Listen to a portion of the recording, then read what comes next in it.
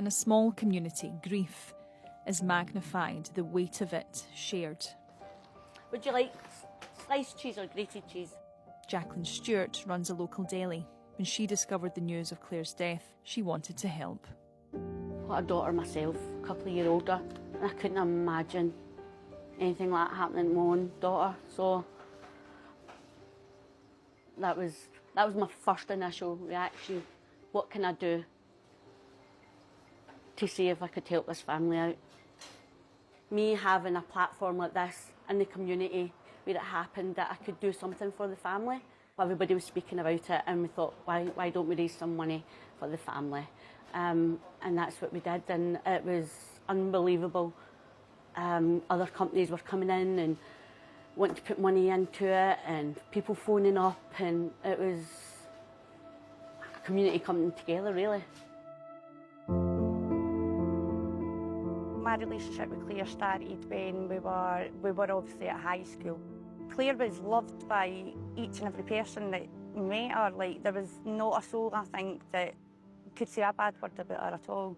I was in my house, and I remember it being a Sunday morning and getting a phone call at 7 o'clock telling me what had happened, and that was me the full day. I sat, cried, and like, I just didn't know what to think or what to do.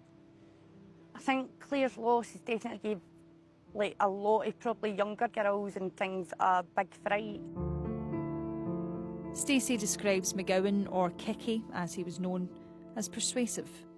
Kiki was completely different to Claire. He wasn't the type that Claire would ever have went for. I can quite believe that Kiki probably would have been really nice to her at the start, and maybe kind of reeled her in like that. And then I would describe Claire as being a bubbly, amazing character. Like, she always loved to be involved in things, always tried to encourage people. She was always smiling, she was always happy. She's just tried to change somebody that's had the change in them, and it's went too far. Total control, absolutely. And I don't know how short a period, because this is a girl walking her son down to school and walking back up, and that was basically her life. And then he comes in from the side.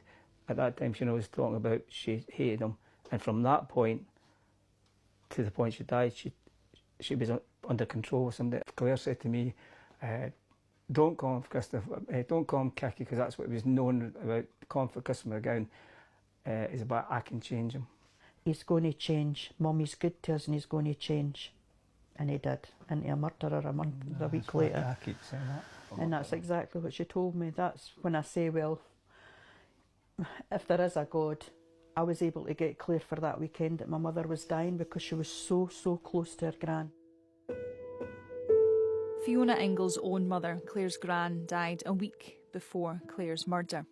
She was coerced that night as well, because she was going into different rooms taking selfies, and I wondered at the time, it was really strange. I thought, why is she going into different rooms? And now I'm thinking, was this her having to prove where she was at a certain time? She never, ever used emojis in any of the texts that she sent me. And a couple of times I had said to her, what's with your spelling? What is wrong with you?